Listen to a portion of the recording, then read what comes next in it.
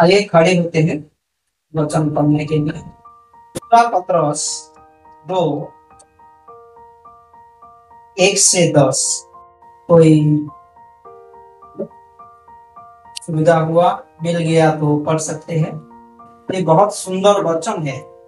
2 का 9 में देखिए, थोड़ा हिंदी में सिर्फ 9 को पढ़ देता हूँ। तो प्रभु भक्तों को परीक्षा में से निकाल लेना और अधर्मियों को न्याय के दिन तक दंड की दशा में रखना भी जानता है। और एक वचन पढ़िए, उत्पत्ति का 18:23। उत्पत्ति का 18, जेनेसिस चैप्टर 18 वर्स 23। तब अब्राहम यहोवा के समीप जाकर कहने लगा, क्या तू सचमुच दुष्ट के संग धर्मी का भी नाश करेगा? ये अब्राहम का प्रार्थना था परमेश्वर के पास। क्या तू सचमुच दुष्ट के संग धर्मी का भी नाश करेगा? आइए, परमेश्वर धन्यवाद देते हैं आपकी उपस्थिति के लिए, आपकी अद्भुत मिनिस्ट्री के लिए हमारे जीवन में। आशीषित कीजिए ये समय में हमारा हृदय को हम आपके पास लाते हैं। हमारे अंदरूनी में, मन में बातें करते हैं आप, क्योंकि आप बातें करने वाला परमेश्वर है। धन्यवाद देते हैं आपकी पवित्र वचन हमारे लिए रखी है। आशीषित कीजिए ये समय, यीशु मसीह के नाम से ये प्रार्थना विनती मांगते हैं, आमीन। आज का जो टॉपिक होगा, बैठ सकते हैं सब लोग। आज का जो टॉपिक है, certainty of destruction and deliverance. Certainty मतलब निश्चितता, ऑफ डिस्ट्रक्शन एंड डिलीवरेंस, उद्धार और विनाश की निश्चितता। उद्धार और विनाश की निश्चितता, ये निश्चय है। लास्ट टाइम हम क्लास में सुने थे, कभी कभी परमेश्वर का वचन स्पष्ट रीति से हमको नहीं बताता है हमारे जीवन के कोई कोई विषय में लागू करने के लिए। जैसे कि मैं कौन सा कॉलेज में एडमिशन लूं, मैं किसको शादी करूं, मैं कौन सा चर्च में जाके अटेंड करूं, स्पष्ट रीति से नहीं बताता है, लेकिन सिद्धांत बताता है। लेकिन कोई कोई विषय में परमेश्वर का वचन स्पष्ट रीति से बताता है, जैसे कि विनाश और उद्धार की सत्यता परमेश्वर का वचन में स्पष्ट रीति से हम देख पाते हैं। इधर 2 इंपॉर्टेंट बात है, क्या है? उद्धार और विनाश या विनष्ट। ओके, तो यहां पर हम लोग लिखा है डिस्ट्रक्शन ऑफ द अनगॉडली, अभक्ति अधार्मिक लोगों का विनाश, और राइचियस जो धर्मी लोगों का उद्धार। यहां पर 2 चीज हम देखते हैं, एक है उद्धार और एक विनाश। दुख की बात होता है जब हम विनाश की बात को समझने लगते हैं। ये दुख की खबर है कि विनाश आएगा। परमेश्वर विनाश करता है, किसको? दुष्ट लोगों को। किसको विनाश करता है? दुष्ट लोगों को, कुकर्मी को, पापी को। लेकिन ये खुशखबरी की बात है कि परमेश्वर दुष्ट के साथ वो धार्मिक को नष्ट नहीं करेगा। Praise the Lord. दुष्ट के साथ वो धार्मिकता को नष्ट नहीं करेगा, उसका वो उद्धार करता है। ये बहुत खूबसूरत है परमेश्वर का वचन। अभी नेक्स्ट पॉइंट देखिए, तो यहां पर 2 एग्जाम्पल है, वो नोहा का बारे में और एक व्यक्ति है लूत के बारे में। नोहा के समय में कुछ घटना हुआ था और लूत के समय में कुछ घटना हुआ था। उससे पहले थोड़ा सा पढ़ते हैं, दूसरा पत्रस का 2 1 से मैं पढ़ लेता हूं, कम से कम 3 तक। जिस प्रकार उन लोगों में झूठे भविष्यद्वक्ताओं थे, उसी प्रकार तुम में भी झूठे उपदेश होंगे। ये परमेश्वर का वचन है कि तुम्हारे बीच में भी फॉल्स प्रॉफिट, फॉल्स टीचर आएंगे, क्योंकि उससे पहले चैप्टर 1 में पतरस कहता है कि परमेश्वर का वचन जो लिखा गया है ये मनुष्य की इच्छा के द्वारा नहीं, लेकिन ये परमेश्वर की आत्मा की अगुवाई के द्वारा लिखा गया है। लेकिन तुम्हारे बीच में कोई कोई फॉल्स टीचर, कोई कोई जो झूठ उपदेशक रहेंगे, जो लोग तुमको अपने मनमानी में, अपने लालसा में, अपना ग्रीडी सेंसुअलिटी में वो आपको दूर ले जाएंगे परमेश्वर के वचन से, कलीसिया से, सुसमाचार से, सत्यता से, जो नाश करने वाले पाखंड का उद्घाटन छिप छिप कर करेंगे और उस स्वामी का जिसने उन्हें मोल लिया है इनकार करेंगे और अपने आप को शीघ्र विनाश में डाल देंगे। बहुत से उनसे समान लुचपन करेंगे जिनके कारण सत्य के मार्ग की निंदा की जाएगी। वे लोग के लिए बातें गढ़कर बनाकर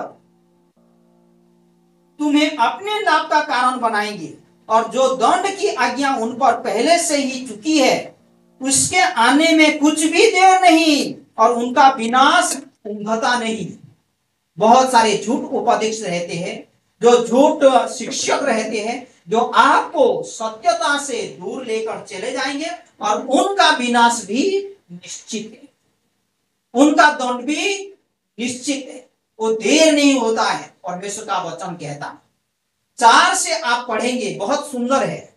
वचन 4, वचन 6, वचन 7 और 9, वहां पर आप देखेंगे कि यदि लिखा गया है, इफ लिखा गया है, देन लिखा गया है।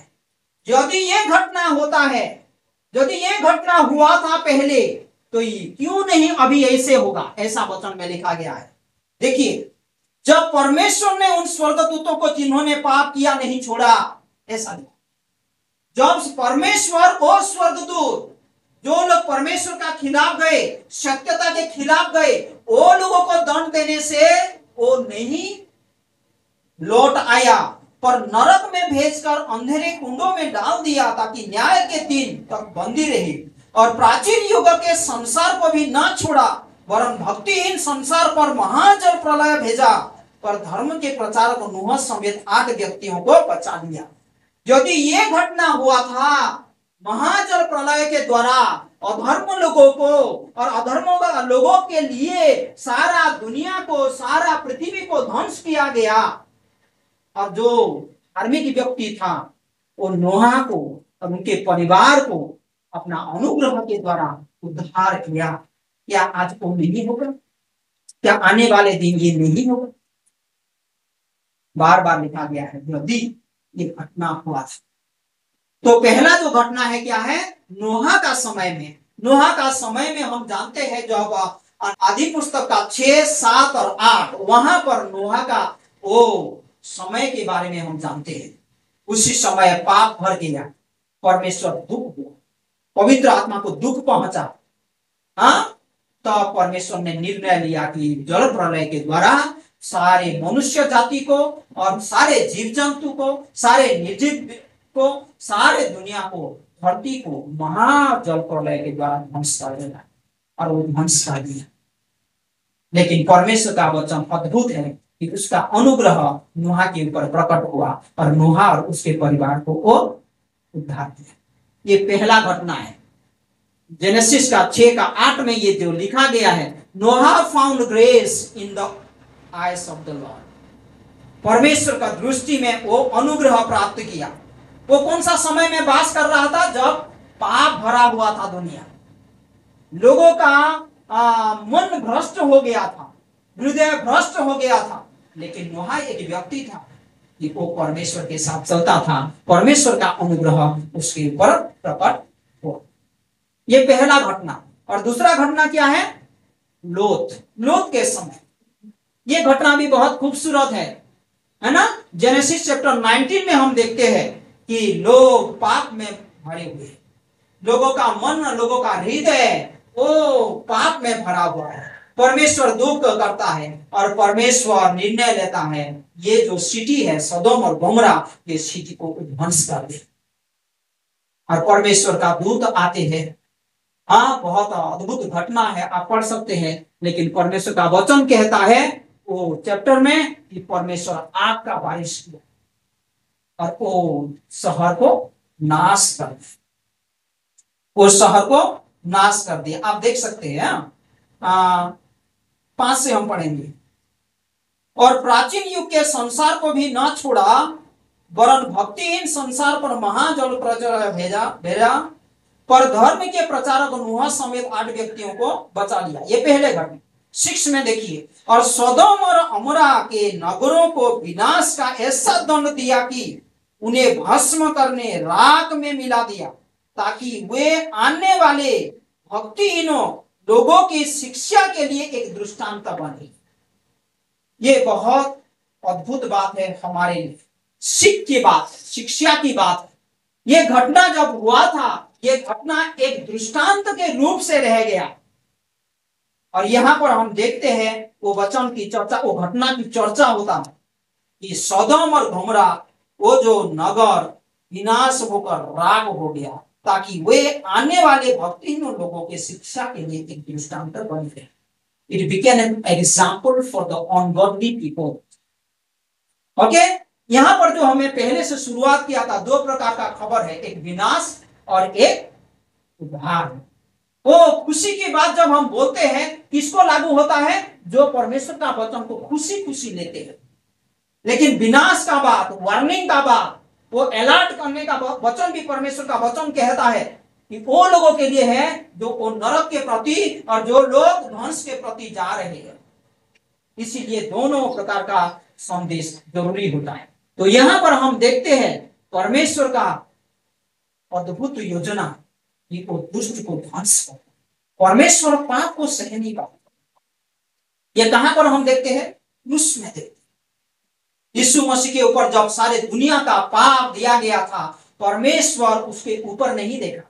इसीलिए यीशु मसीह चिल्ला चिल्ला कर कहा, हे पिता, तू मुझे क्यों परित्याग कर दिया?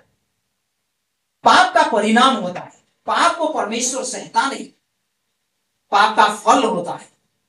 यह आदि पुस्तक में भी देखते हैं, हमारा जो पहला पिता माता जब पाप करते हैं, वो लोगों को रखा नहीं जाता है वो बगीचा, उनको बाहर किया जाता है। तो पाप को परमेश्वर नहीं सहता है, दुष्ट को वो ध्वंस करता है, दुष्ट को वो न्याय करता है। ये निश्चित है, इसमें कोई परहैप्स नहीं है, हो सकता है, नहीं है, ये श्योर है, दुष्ट की विनाश होता है। लेकिन परमेश्वर का महिमा हो। और एक खूबसूरत बात है हमारे लिए कि जितने लोग धर्मी हैं, तो धर्मी को कभी भी दुष्ट के साथ नाश नहीं करेगा।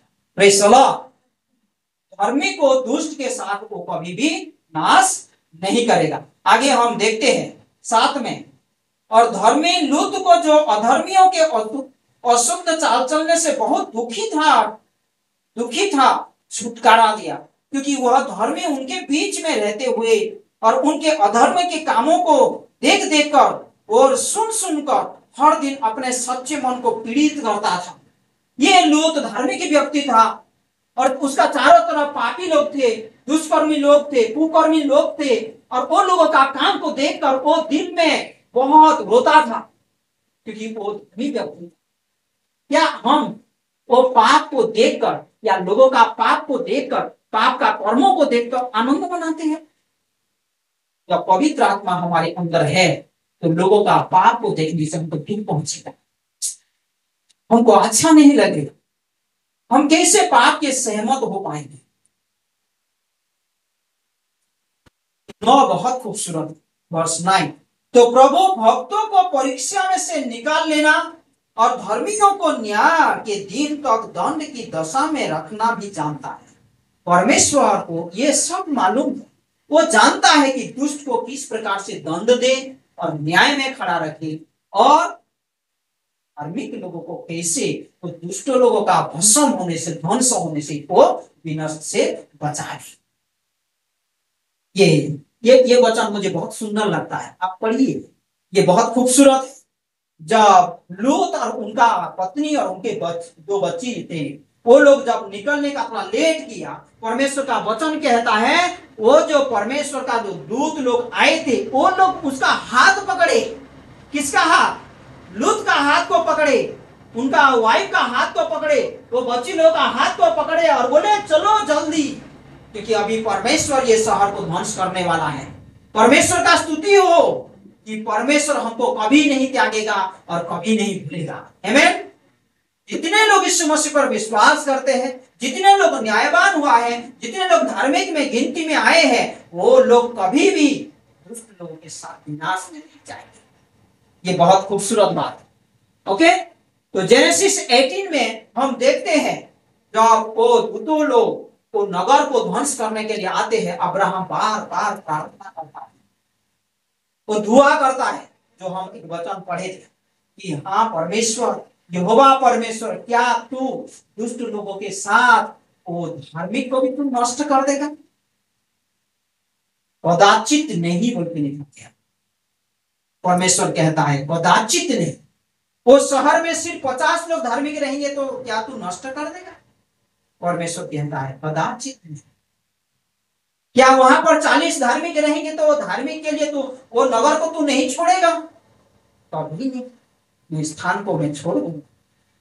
वहां पर 30 भी धार्मिक रहेंगे, 20 भी धार्मिक रहेंगे, 10 भी धार्मिक रहेंगे, वो धार्मिक लोगों को मैं धार्मिक लोगों के लिए समय। ये परमेश्वर का वचन है। आज हमारे लिए एक बहुत खूबसूरत उदाहरण है कि हम जब धार्मिक बनते हैं, हम जब धार्मिक हो जाते हैं, परमेश्वर हमारे लिए प्रेज़ द लॉर्ड। दुष्ट लोगों के लिए परमेश्वर विरोध करता है, लेकिन धार्मिक के लिए परमेश्वर उसको उद्धार करने का वो जानता है। इसीलिए पतरस लिखता है तुम कौन सा करो, तुम धार्मिक है या अधार्मिक की तरह। ये बहुत खूबसूरत वचन है। हम धार्मिक कैसे बनते हैं? परमेश्वर का वचन में लिखा गया है, आइज़ाया का 64 का 6 में आई थी, वहां पर लिखा गया है कि तुम्हारे जो कर्मों है ये one kind of filthy rag, ये कुछ भी नहीं है। आइए पढ़ते हैं। मनुष्य अपने आप को धार्मिक नहीं ठहरा सकता है परमेश्वर के सामने। अपना अच्छा कर्मों के द्वारा भी वो परमेश्वर के सामने धार्मिक में गिनती में नहीं आए। 64 देखिए, आइज़ाया का 64 का 6 में, हम तो सब के सब अशुद्ध मनुष्य के से हैं और हमारे धर्मों के काम सब के सब मेले चिथड़ों के समान है। It is like a filthy rag. मनुष्य अपने कर्मों के द्वारा, अपना उपाय के द्वारा, अपना कोशिश के द्वारा धार्मिक नहीं बन सकता है, क्योंकि उसकी धार्मिक काम कुछ भी नहीं है, क्योंकि उसमें परमेश्वर नहीं, परमेश्वर का भय नहीं, परमेश्वर का आदर नहीं है। हम धार्मिक कैसे बनते हैं? यहां पर रोमियो का 8 का 22 में क्या लिखा है? 3 का 22, सॉरी, रोमियो का 3 का 22। अब बहुत सारे वचन में डाला हूं, देखिए आप देख सकते हैं, लेकिन रोमियो का 3 का 22 अभी हम पढ़ते हैं। वहां पर ऐसे लिखा गया है, अर्थात परमेश्वर की वह धार्मिकता जो यीशु मसीह पर विश्वास करने से सब विश्वास करने वालों के लिए है। परमेश्वर का धार्मिकता हमारे ऊपर धार्मिकता होता है, हमारे ऊपर धार्मिकता आता है कैसे? यीशु मसीह पर विश्वास करने से। जैसे कि एक अनाज्ञावह हुआ, एक डिसोबीडियंस हुआ, तो पाप ने धरती को प्रवेश और वो पाप राज करने लगा। कैसे राज करने लगा? रोमियो का 5 का 22 में लिखा गया है कि पाप मृत्यु के द्वारा, विनाश के द्वारा वो राज करता है। पाप जब आपके पास आता है, वो आपको अच्छा लगता है, आपको सुंदर लग सकता है, लेकिन इसका विनाश बाद में आता है, उसका परिणाम बाद में आता है। तो राज करता है पाप, कैसे? मृत्यु के द्वारा। एक व्यक्ति वो परमेश्वर का वचन को पालन नहीं कर पाया तो उसके द्वारा विनाश आया। लेकिन परमेश्वर का महिमा हो, परमेश्वर का अनुग्रह हमारे ऊपर प्रकट होता है। जो लोग यीशु मसीह पर विश्वास करते हैं वो लोग धार्मिकता में गिनती में आते हैं। Praise the Lord. Yeshu Masih पर विश्वास करने में, धार्मिकता में गिनती में आते हैं। यहां पर लिखा गया है रोमियो का 3 का 22 में कि राइचियसनेस ऑफ गॉड, परमेश्वर का धार्मिकता यीशु मसीह में हमारे पास है। और पहला कोरिन्थियों का 1 का 30 में भी एक वचन बहुत खूबसूरत है। कि हमारा धार्मिकता कौन है? यीशु मसीह। दूसरा कोरिन्थियों का 5:21 में देखिए, he made him who knew no sin, जिसके पास पाप नहीं था, पाप का दाग नहीं था, he became sin for us, वो हमारे लिए पाप बन गया। उसके ऊपर पाप आया, उसके ऊपर सारे पाप जब आ गया, उसकी धार्मिकता हमारे ऊपर आई। Praise the Lord. तो हमारे पास अभी क्या है? यीशु मसीह के नाम से हम धार्मिक हैं। जितने लोग यीशु मसीह पर विश्वास किए हैं वो लोग धार्मिकता में रहते हैं। लेकिन अभी बात ऐसा, सुनिए, क्या आज भी हम वो पाप में जीते हैं या हम वो धार्मिकता में जीते?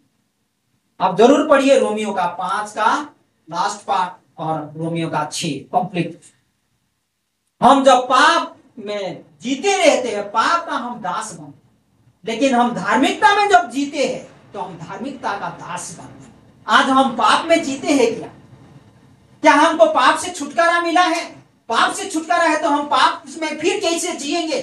लेकिन चलिए, हम परमेश्वर का धार्मिकता हमको मिला है तो वो धार्मिकता में हम जिए, परमेश्वर का वचन के अनुसार, परमेश्वर के धार्मिकता के अनुसार हम धार्मिकता में बने रहे, ताकि परमेश्वर का महिमा होगा, हमारी भलाई।